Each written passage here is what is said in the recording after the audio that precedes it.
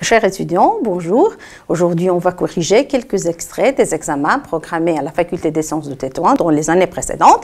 Alors, on va corriger un extrait de l'examen final 2014-2015, un extrait de l'examen final 2015-2016, un extrait de l'examen final 2016-2017 et un extrait de l'examen final 2017-2018. Les thèmes qu'on va aborder aujourd'hui, c'est le chapitre des intégrales généralisées, des équations différentielles de premier ordre et des équations différentielles du second ordre. Alors, le premier exercice, on va montrer que l'intégrale de 1 plus l'infini exponentielle moins tt à la puissance x moins 1 dt est convergente pour tout x qui appartient à R.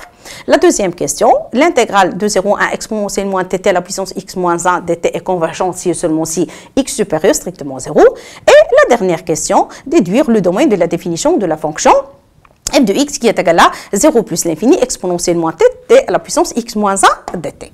Alors, pour la première question, on réécrit exponentielle moins tt à la puissance x moins 1 sous la forme exponentielle moins t exponentielle x moins 1 logarithme de t.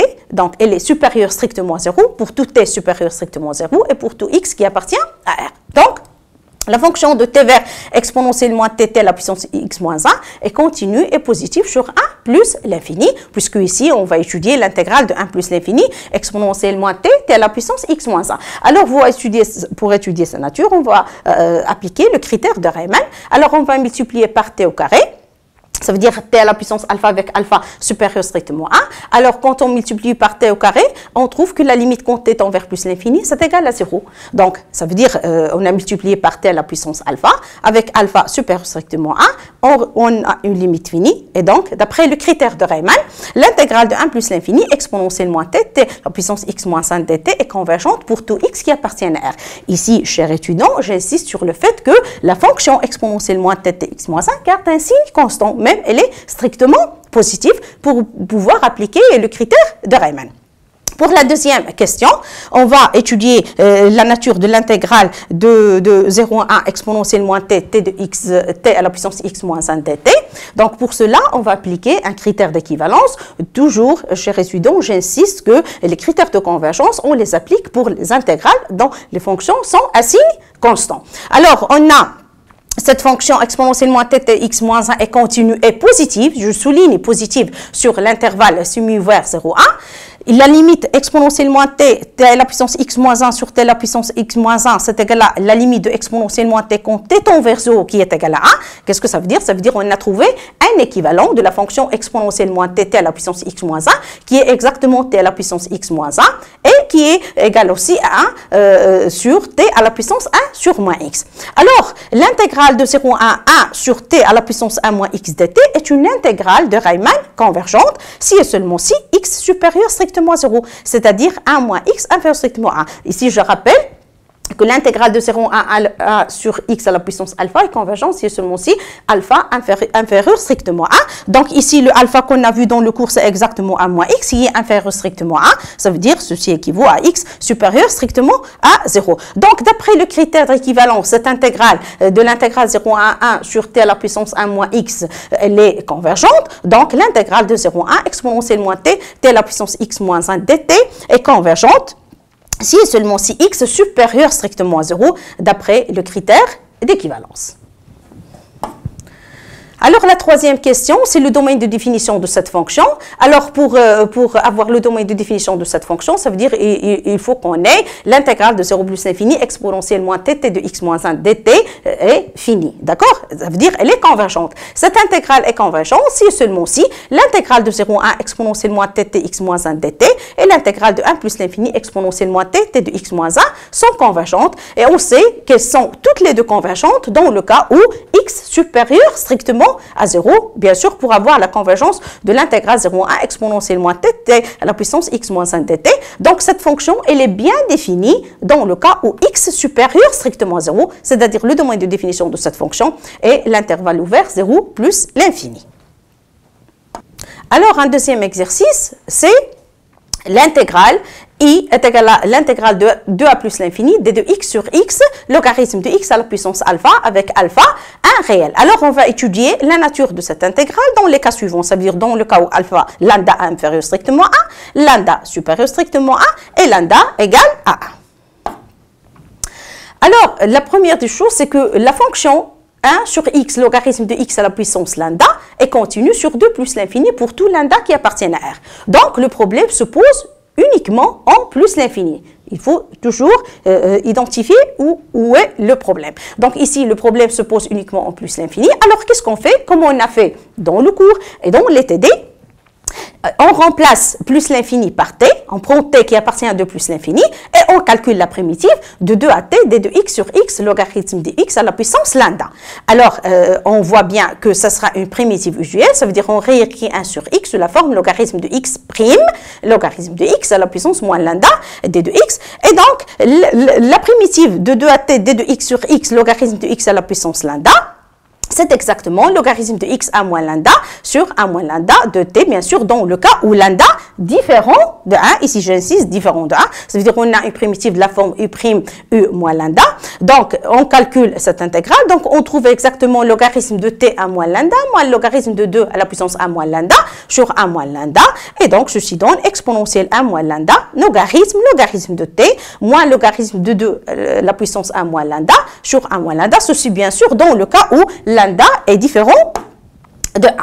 Donc, maintenant, on va distinguer les cas, lambda inférieur strictement à 1 et lambda supérieur strictement à 1. Donc, dans le cas où lambda inférieur strictement à 1, on a, puisque ici, 1 moins lambda est strictement positive et logarithme de t tend vers plus l'infini, alors la limite, ça va être plus l'infini puisque ceci est une constante. Et 1 moins lambda supérieur strictement à 0. Donc, l'intégrale de 2 à plus l'infini, d de x sur x, logarithme de x à la puissance lambda, est une intégrale divergente. D'accord?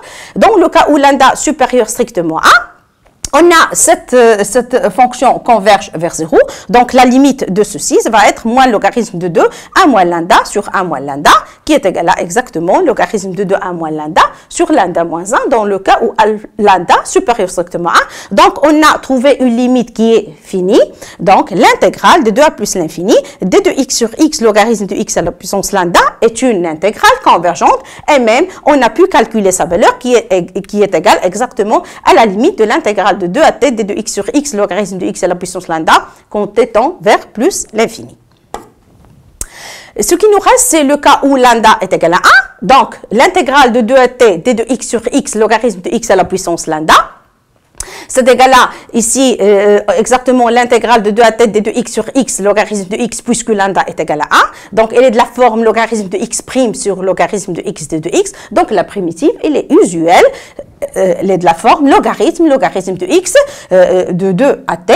Et donc, quand on calcule, on trouve que c'est logarithme de t moins logarithme de 2. Et on passe maintenant à la limite. Quand t tend vers plus l'infini, on trouve que la limite est égale à plus l'infini. Ça veut dire, dans le cas où lambda est égal à 1, l'intégrale de 2 à plus l'infini d de x sur x, logarithme de x, elle est divergente.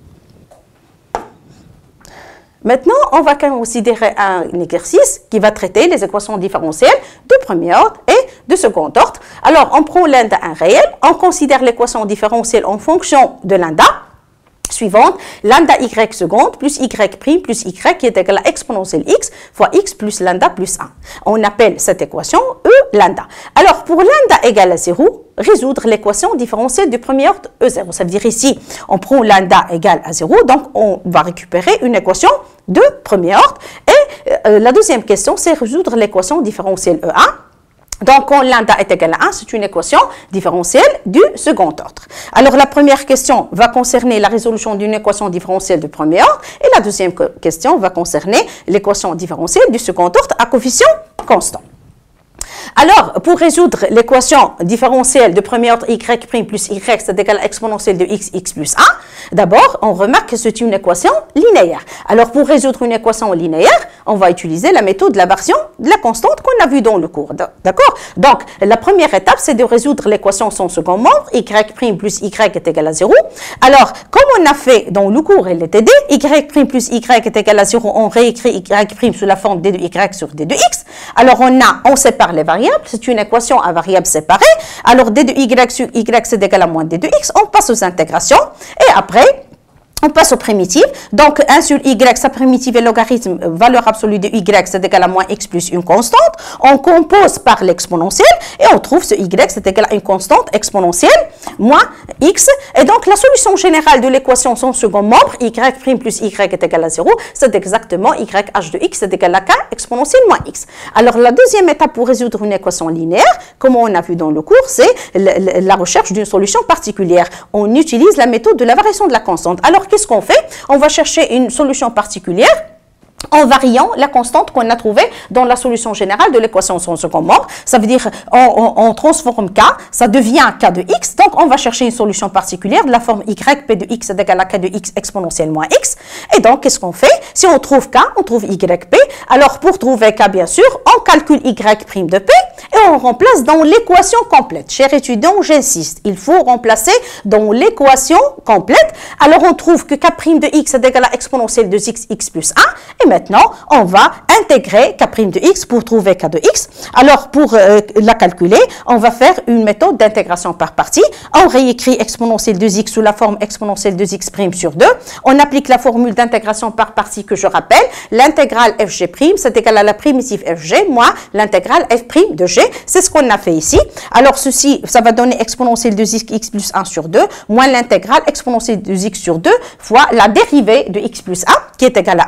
Et donc, quand on calcule, on trouve que ça va être égal exponentielle de x sur 2, x plus 1 sur 2. Une fois on a trouvé k de x, on multiplie par exponentielle moins x et on trouve y p de x. Donc, y p de x est égal à exponentielle x sur 2, x plus 1 sur 2. Et la solution générale de l'équation, ça va être la somme de la solution de l'équation son second membre plus la solution particulière qu'on a trouvée en utilisant la méthode de la variation de la constante. Alors maintenant, pour résoudre l'équation dans le cas où lambda est égal à 1, ça veut dire qu'on se ramène à une équation différentielle du second ordre à coefficient constant. Ça veut dire qu'on aura à résoudre y seconde plus y' plus y c'est égal à exponentielle x, x plus 2. Alors c'est le même principe pour les équations différentielles de premier ordre. Qu'est-ce qu'on fait? On résout l'équation son second membre et après on cherche une solution particulière. Bien sûr, pour la recherche de la solution particulière, il faut regarder le second membre. Alors dans le cours, qu'est-ce qu'on a fait? On a traité 3 cas des membres particuliers. Le premier cas, c'était le second membre, un polynôme.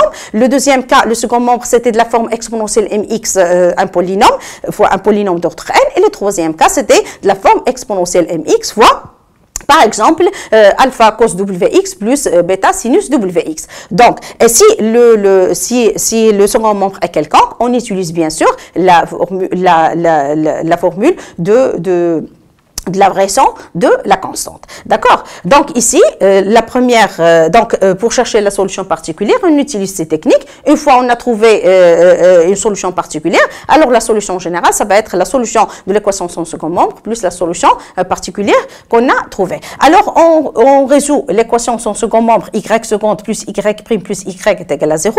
Alors d'abord, on détermine l'équation caractéristique. Alors qu'est-ce qu'on fait? On remplace y seconde par lambda carré, y' par lambda et y par 1. Donc, on trouve lambda carré plus lambda plus 1 est égal à 0.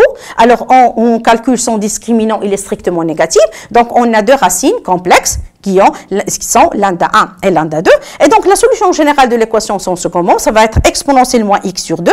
Ici, ce qui est multiplié par x, c'est la partie réelle des racines complexe, et c'est un cos racine 3 sur 2 de x, racine 3 sur 2, c'est exactement comme on a vu dans le cours, c'est racine moins delta sur 2, ça c'est exactement ici, racine de 3 sur 2, donc la solution générale de l'équation son second membre, exponentielle moins x sur 2, c'est un cos racine 3 sur 2x, plus c2, sinus racine 3 sur 2 de x.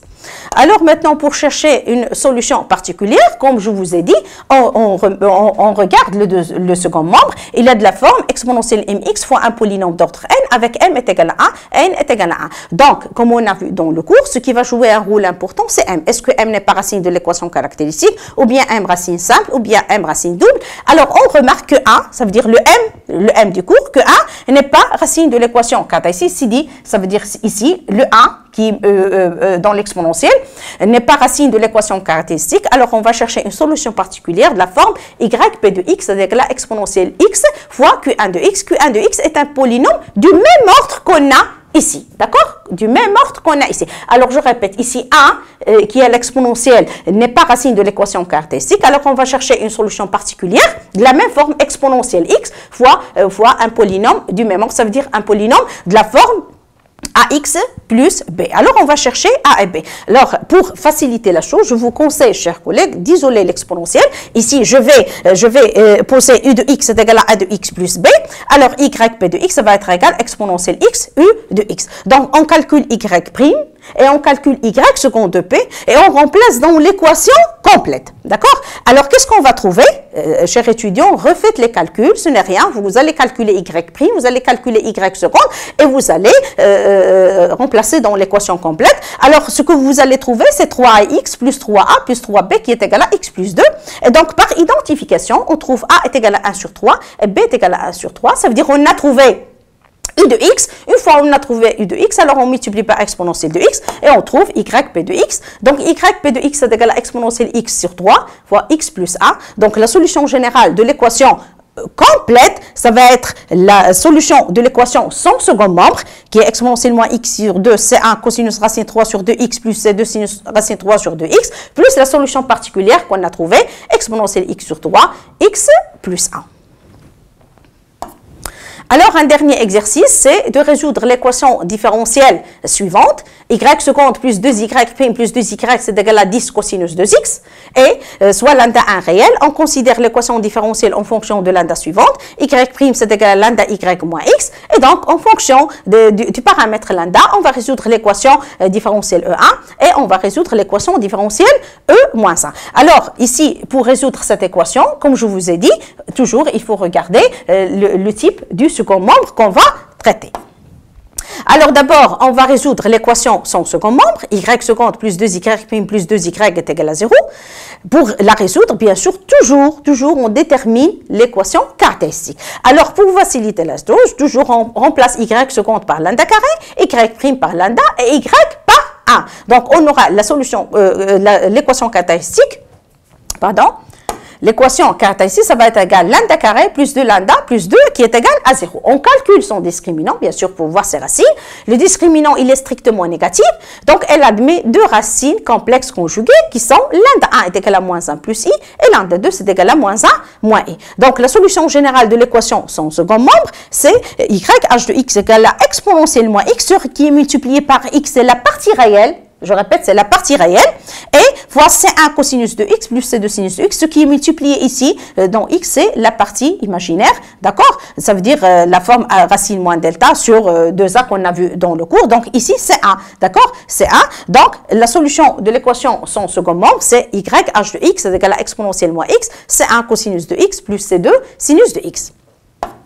Maintenant, pour chercher une solution particulière, comme je vous ai dit, il faut regarder le second membre. Alors ici, on regarde que le second membre est de la forme exponentielle mx, alpha cos wx plus bêta sinus wx avec m égale à 0 et w est égal à 2. Donc, chers étudiants, j'insiste, il faut toujours regarder le second membre comment il est. S'il est l'un des formes qu'on a traitées dans le cours, ça veut dire s'il est un polynôme, ou bien exponentielle mx fois un polynôme, ou bien exponentielle mx fois alpha cos wx plus bêta sinus wx, alors on a des techniques pour chercher des solutions particulières. Si le second membre est quelconque, il faut appliquer la méthode de la variation de la constante. Alors ici, c'est l'une des formes, le second membre est l'une des formes qu'on a traitées dans le cours.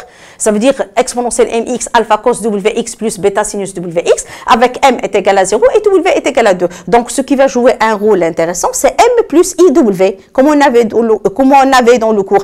Est-ce que m plus iw est solution ou non de l'équation caractéristique? Alors ici, le m plus iw, c'est exactement 2i. D'accord? Chers étudiants, m plus iw, c'est exactement 2i. M, l'exponentielle, et W qui est là-dedans, dans les cosinus et sinus. Donc, on a M plus IW, c'est égal à 2I. Alors, on remarque que 2I n'est pas racine de l'équation caractéristique. Alors, on cherche une solution particulière de la forme YP de X est égal à A cosinus 2X plus B sinus 2X. D'accord? Bien sûr, ici, le M est égal à 0. Alors, comme on fait toujours, on calcule Y prime de P, on calcule Y seconde de P, et on remplace dans l'équation complète. Alors, qu'est-ce qu'on va trouver? Chers étudiants, faites les calculs. Alors, on va trouver moins 2a plus 4b moins 10 cosinus de x, moins 4a plus 2b sinus de x est égal à 0. Alors ici, je rappelle que le cosinus de x et sinus de x sont des fonctions qui sont linéairement indépendantes. Donc, ceci implique que ce terme, moins 2a plus 4b moins 10, ça va être égal à 0. Et 4a plus 2b, ça va être égal à 0. Et donc, on aura un système en A et B, alors vous allez trouver que A est égal à moins A et B est égal à 2. Donc la solution particulière de l'équation complète est YP de x qui est égal à 2 sinus 2x moins cosinus 2x. Ça veut dire qu'on a trouvé A est égal à moins A et B est égal à 2 et vous remplacez. Alors on a une solution particulière. Et donc la solution générale, ça va être la solution de l'équation sans second membre plus la solution particulière qu'on a trouvée, c'est-à-dire exponentiellement x c'est 1 cosinus de x plus c'est 2 sinus de x plus 2 sinus de x moins cosinus de x avec C1, C2 qui appartiennent à R. Maintenant, pour la résolution des équations différentielles de premier ordre, alors on va prendre le paramètre lambda est égal à 1. Donc, on aura l'équation y' moins y est égal à moins x. C'est une équation linéaire. Alors, on va résoudre l'équation sans second membre. C'est une équation à variables séparées. Alors, on a d de y sur d de x, c'est égal à y. On sépare les deux variables y de x. On passe aux intégrations et on trouve que y, ça va être égal à une constante exponentielle de x. Ça, c'est la solution générale de l'équation sans second membre. Alors, pour trouver une solution particulière, on va varier la constante k. On considère yp de x est égal à k de x exponentielle de x. On calcule y' de p. On remplace dans l'équation complète. Alors, on va trouver que k' de x est égal à moins x exponentielle moins x. Alors, on passe aux intégrations. Alors, on trouve k de x est égal à l'intégrale moins x exponentielle moins x de x. On réécrit moins exponentielle moins x sous la forme exponentielle moins x'. Alors, on va utiliser ici une intégration par partie. Alors, on trouve x exponentielle moins x moins l'intégrale exponentielle moins x de x. Alors, ceci donne k de x est égal à exponentielle moins x, x plus 1. Une fois on a trouvé k de x, on trouve yp de x qui est égal à x plus 1. Donc, la solution générale de l'équation y' moins y est égal à moins x, c'est exactement k exponentielle x, la solution de l'équation sans second membre, plus x plus 1, c'est la solution particulière qu'on a trouvée. La dernière équation concerne le cas où lambda est égal à moins 1. Ça veut dire qu'on va résoudre l'équation de la forme y' plus y est égal à x. C'est une équation linéaire. Alors, le même principe, on résout l'équation sans second membre, qui est une équation à variables séparées. On sépare les variables et on trouve que y c'est égal exactement k exponentiellement x avec k qui appartient à r. Pour chercher une solution particulière, on varie la constante. Alors, on trouve que yp de x est égal à k de x exponentiellement x. Alors, on calcule y' p et on remplace dans l'équation complète. Ici, je rappelle que quand on calcule y' de p, on trouve k' fois un terme plus k fois un terme qui est égal à le second membre. Alors, le k fois le terme s'annule puisqu'on utilise la solution générale de l'équation sans second membre. Alors, ce qui va nous rester, c'est k' de x fois un terme qui est égal au second membre. Et on trouve k' de x. On intègre pour trouver k de x. La même chose ici, je réécris exponentielle de x sous la forme exponentielle x', j'utilise la formule de l'intégration par partie et je trouve que k de x est égal à exponentielle x, x moins 1. La formule de l'intégration par partie que j'applique, c'est l'intégrale f' de g, c'est égal à f de g, moins l'intégrale f g'. D'accord? Et donc, la solution générale de l'équation, une fois on a trouvé k de x, alors on trouve yp de x. Donc, yp de x est égal à x moins 1. Et donc, la solution générale de l'équation complète, y' plus y est égal à x, c'est y de x est égal à y h de x plus yp de x est égal à k exponentiellement x plus x moins 1. Alors, chers étudiants, ici, on a vu des exercices des intégrales généralisées, des exercices des équations différentielles de premier ordre et des exercices des équations différentielles du second ordre. Alors, pour bénéficier de ces exercices, toujours, il faut revenir et bien sûr réviser le cours. J'insiste, pour les critères de convergence des intégrales généralisées, il faut toujours s'assurer que l'intégrale de la fonction garde un signe constant. Pour les équations différentielles de premier ordre, on applique pour les équations linéaires la méthode de la variation de la constante. Pour les équations différentielles du second ordre, il faut toujours revenir et voir le second membre. S'il est l'un des formes qu'on a traitées dans le cours, ça veut dire s'il est de la forme un polynôme ou bien exponentielle mx fois un polynôme ou bien exponentielle mx fois alpha cos wx plus bêta sinus wx, alors on a des méthodes pour trouver une solution particulière.